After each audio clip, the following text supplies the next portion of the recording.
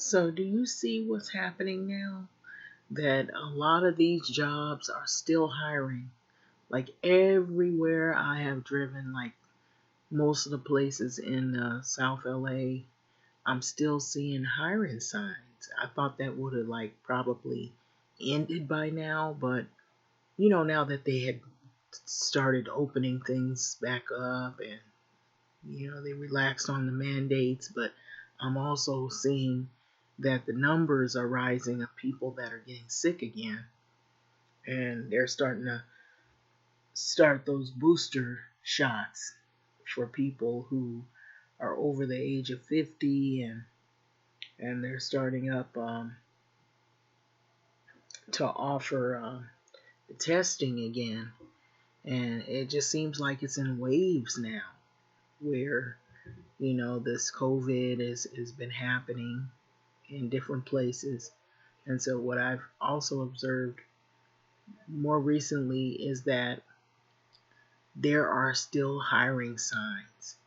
I thought that it was going to go away. And what I've noticed is some places were in the beginning, they were trying to say that they were going to raise people's minimum wage, and then they were going to raise the pay, and then we're going to give bonuses, and that was to try to get people to initially start back to work. And some of that worked. Some people did go back to work, and then now you have, but what conflicts with that? You have other jobs that are doing that, and so they might see one job as low paying, and they go to somewhere else that they think is going to pay more. So it says it's no secret that many workers are making minimum wage, and they live below the poverty line, and it's really a lot of people like that. And I'm seeing, so the last time Congress raised the federal minimum wage was July the 24th, 2009. So in the years since, it has been stagnated, and it's at $7.25 per hour, falling behind, and it's failing to keep up with the rising cost of living. And so that's another reason why you're seeing a lot of people who they work these little jobs, and they can't afford, the living is high. They want, the landlords want a lot of money for this luxury living, and then you find out that there's a scam behind all of that. And I'll get into that. I'm gonna put out a couple of things on that. It's been a whirlwind, you know. It's a lot of new discoveries and a lot of scamming going on, and it's in all directions, and it's about the money. That's what it boils down to. There are two people, is what I say, in this world. There's the haves and the have-nots. And you have people that have the money, and what I'm hearing too from some people is that the money is in real estate. And it doesn't always mean that everybody's doing the right things either by it. Some are doing real estate, building money, and they don't have to pay much of their mortgage, and mortgage is paid off sooner because they're doing Airbnb, or they're doing other little things to try to stay in step with what's going on. And then there's others that can't even afford rent, because they're living, rent burden. And this is one of the reasons, because you got these jobs that don't pay very well. So it says that although 30 states have set their minimum wage higher, and so that was supposed to happen, which it did, higher than the federal rate. Some have as high as $15 an hour, and not all have five. But 5 states, Alabama, Louisiana, Mississippi, South Carolina, Tennessee, have not set a state minimum wage. And 2, Georgia and Wyoming, have set theirs lower, actually, than the federal rate. So I will tell you a little bit about one of those states, South Carolina. When I went, most of the Hispanic, or most of the black people I saw working at McDonald's, or they working at Hardee's, is what they call, which is really Carl's Jr. Here in California, it's Carl's Jr., but it's Hardee's. It's the same food, same menu, everything. Just the name is slightly different. And a lot of the black people I see working at those little jobs, and unless they went to trade school or a college for specific degrees and certificates to do specific careers. And it's not as like the city where there's lots of opportunities. You got to be really specific and in the field of something to make money. Or otherwise, if you work the lower jobs, you're working at restaurants, the Waffle House and Denny's and retail and all the lower end jobs, and they don't pay as well. But the living is different. The cost of living is a little bit less in the South, but it's becoming a chore to afford a place to stay. But that's everywhere. And no matter how, people say, oh, the cost of living is lower there, but yeah, your cost of pay is going to be a lot lower than what it was when you were in the cities. Because when you're in the metropolitan areas, of what I've discovered is that because the cost of living is higher, which makes sense, you're going to get paid more, but still that more is not enough to cover the living in the cities. And so it's the same for the other places too. It's just lower, but you're still struggling. So in the 7 states, the federal minimum wage applies. And so here are the states that are minimum wage that will go up this year. So basically, I guess it listed out there. You can look at it. Without a government mandate living wage, many American workers are subject to the whims of companies that have no impetus to increase their employees' compensation. So hospitality workers are often paid lower wages than workers in other industries, even CEOs of some hospitality giants, it says, pull in millions of dollars, and it's usually the people that are in the higher seats that have the higher pay. And then you notice that you have to either you have to get promoted up, or you have to get some type of certificate or degree or something to go into a profession where the pay starts off a little higher, and that's what it is. But it can be a lot of competition. But then when you look at the work that they have in there, you're wondering why there's all these openings. But once you get in there, you find out there's a lot of responsibilities as well. And so some people were ousted during that pandemic when they closed down, a lot of businesses, and the fear, some people got sick, maybe people suffered, family members suffered, there might have been deaths, so that's the reason why you don't see a lot of activity, not as much as it did before pre-pandemic, times. So the 20 companies that pay workers less, $10 an hour, 24/7 Wall Street reviewed the wage data, a company wage tracker, a collaboration between the nonprofit economic think tank, Economic Policy Institute, the Shift Project. And so the Hourly Service Workers Data Project created a University of California professors. We listed the 20 companies that pay at least 10% of their employees less than $10 an hour, and all of the other data is the company wage tracker. It's from there. So the vast majority of the companies are hospitality industry, which, people that work in hotels, including fast food chains like McDonald's, Burger King, Jack in the Box, Hardee's, Carl's Jr., better known as Carl's Jr. in California. So the 3 remaining companies are in retail sector, or Pizza Hut, and the highest percentage of workers who earn the $10 an hour, 25%, remaining 75% of the employees earning under about $15 an hour.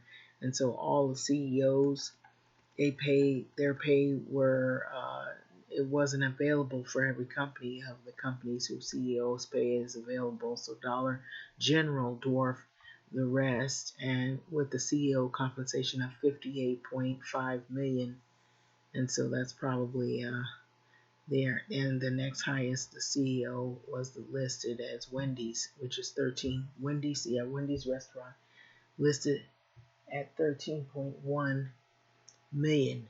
So the CEO made 2,000 times more than his employees did. So basically, the big companies, the CEOs are the ones that are cashing in the bucks, and the workers are not really making much of nothing. And isn't that the case even in the school sector? It's the same way, where the people who work higher up positions that don't even work in classrooms are the ones that make a lot more money rather than the teachers. And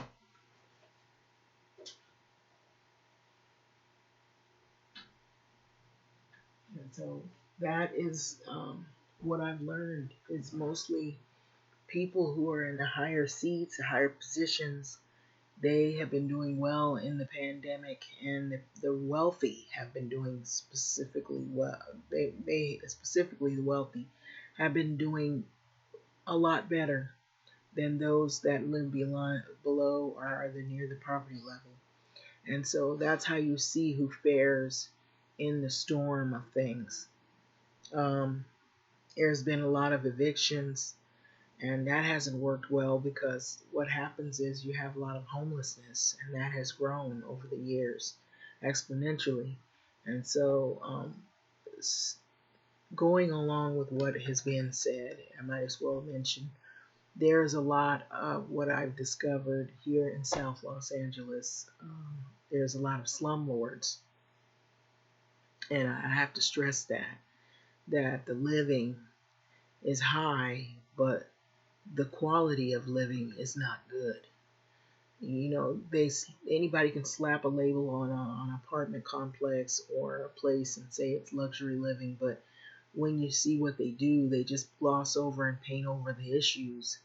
And if the places have been here for like forever and a day and they have not, you know, fixed the problems internally inside of buildings and properties, and they just paint over them and add new fixtures and tear out something and then put something cheaply put in there to make it look like they've fixed things, they haven't really fixed the problems.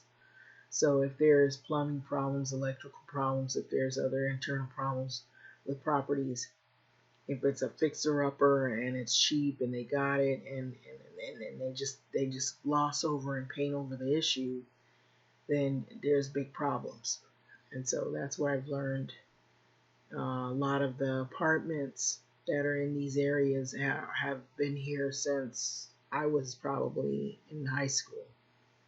And they just paint over, paint over, paint over. You know, it's probably got lead, it's probably got mold. There's a lot of things, but for the people that are developers, they're making new properties and they're pricing them extremely high. Over by USC, that's becoming like an area just for the students for short-term living. And it's gotten so pricey, and families have had to move out because if you've been somewhere for a long period of time, which I've learned, a lot of the Hispanic community usually is similar to the Black community. They'll stay put for a long period of time, not move because for one, you can't afford it. But then when you stay put, your work, your school, or your family's livelihood, everything that they do is close to home. And so you usually don't want to really just move away from that unless you have to or you feel the need to make a change. But a lot of these things that are happening here, people are being forced to move because of income, not having enough income, or either they are in a situation where they're in an uninhabitable living condition, and they've been living somewhere for years, and landlords refuse to fix the problems in the units. There's also been situations where you have new buildings there. Everything is that's not a problem with the buildings necessarily is how much they're asking. And so they want 4,000 for 3-bedroom apartments that used to be like maybe 900 or 1,000 or under 1,000. Now regular families are being moved out and have to be displaced or moved to other areas or pockets that might be a little more affordable. There's no affordability, and there's not much of accountability to the landlords. And there's just like there's tenant unions and groups, we need to be more powerful because the landlord groups are powerful, and they're basically one and the same with the developers on making these properties so that they can make more money. And the money is in real estate right now. And also, there are also some problems that are in real estate as well, because I'm hearing too with housing, I kind of stay up on these things, that they're trying to give first time home buyers an option to borrow their down payment money.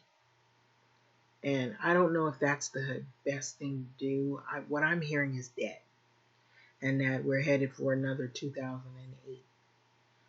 And it could be bad, you know.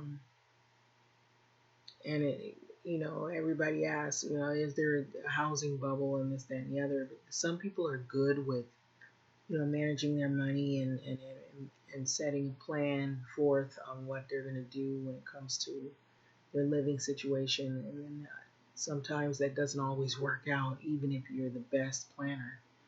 And even if you are doing what you're supposed to do, what happens around your neighborhood can affect your living. When they start building stadiums, museums, and although it seems like it's a great thing, it raises the property taxes, it raises the property's value, but also it also can make it harder for you if you're already house poor, and now your taxes are going to be increased because you're paying for all of the new amenities that they're building in your city. And the rent is also going to be higher. So here in Inglewood, they have the SoFi Stadium, which they had the 2020 football game, and there's a lot of traffic. There's a lot of crazy stuff that happens too, along with the traffic. And then there's also the basketball stadium that they're building. It's a Clipper stadium, so they're not done building. So if you don't live over in this area and if you come to visit, there is building still going on. And so anybody that lives in the Inglewood area, your rent is going to go skyrocket because of all of that building and all those different stadiums that they're putting in there. Not a good thing. Seems like it at the time, maybe people were thinking, oh, this is a great thing. This is going to build up the community. We're going to bring money to the community. Yeah, but the money is not going in your pocket.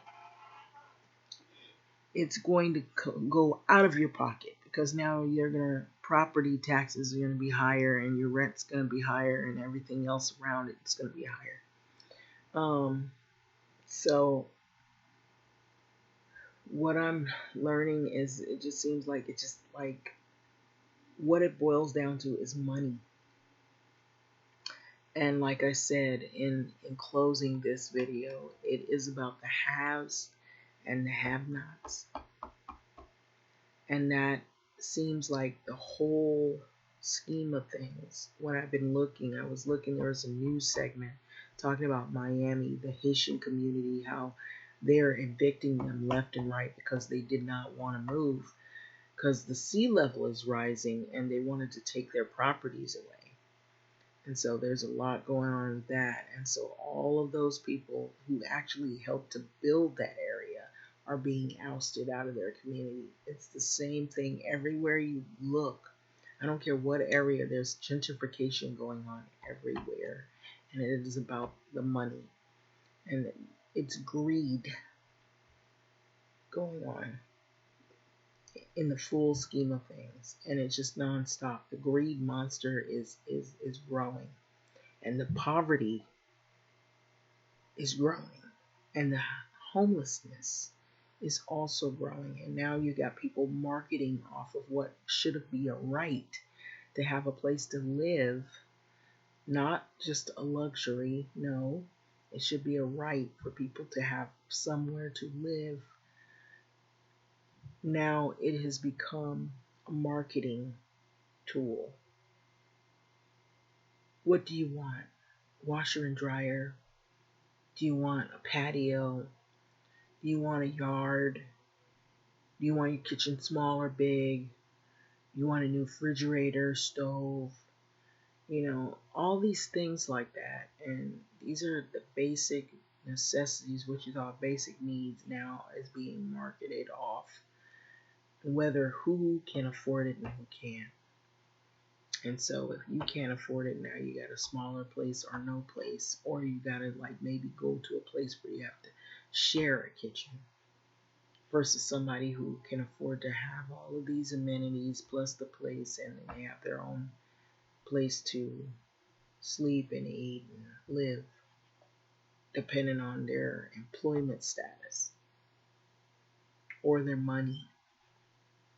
And so that's what times we are living in. And it has gotten out of control completely. And you see these people that are struggling on next to nothing. And you've got people working 2 and 3 jobs, and eventually they let those jobs go because physically you can't do it. You can't do it. Your body won't let you.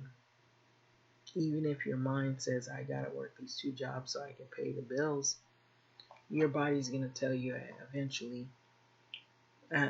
we did all we can do, we can't do it no more. So, in saying that, it just seems like it's got to come to an end at some point, because you can't have people outdoors with no place to live.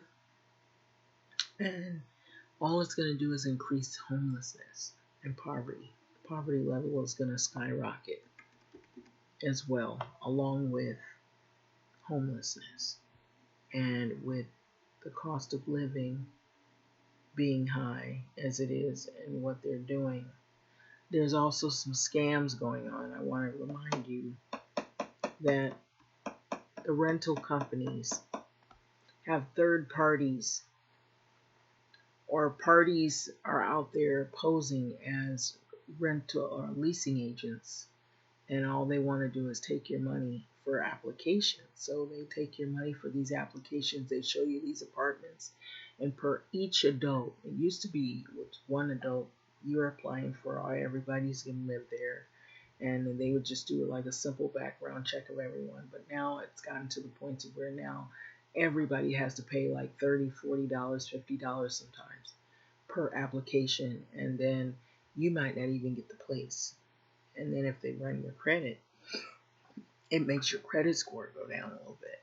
May not be that bad, I don't know, but what's bad is they got your money. And so you can't look for places like you used to and be like, you can look for places, but to apply to them, you have to be sure that you know that you're going to get this place, because it can be expensive just looking for another apartment. Now, looking for a house, there's bidder wars, and I heard that goes on, and that's crazy. I hate it when you go to look for a house and you think you might have a chance, and you see 20 other people are going there, people that have been there before you, and they've already started the process of trying to see if the people might qualify. Well, and now they're saying there's short supply of housing. And a lot of the housing that I noticed that they've been trying to push on people is like condominiums, which is a fancy apartment. It's better than nothing. But too, I've heard stories about those places is having condominiums. Sometimes you pay an HOA fee, and that's what gets you, because that fee has to constantly be paid every month with a union, or like a board, an HOA group, a tenant board, and uh, then they meet, and then you guys talk about what needs to be done in the common areas, and a lot of times I've heard people say that those things never get fixed, but they're steady paying that HOA fee. And so there's always something. You're thinking, okay, if I do it this way, then maybe I'll be off the hook. But then you're always on the hook. It's all about money, and so you can never get away from it. But anyway, having said that, this big U.S. company is paying workers less than $10 an hour, and this is where we've come to. You think that all of those places that are over in third world countries where all the people are struggling, they're making a little bit of money. We've caught up with them. We've caught up with those third world countries. We might as well be like that.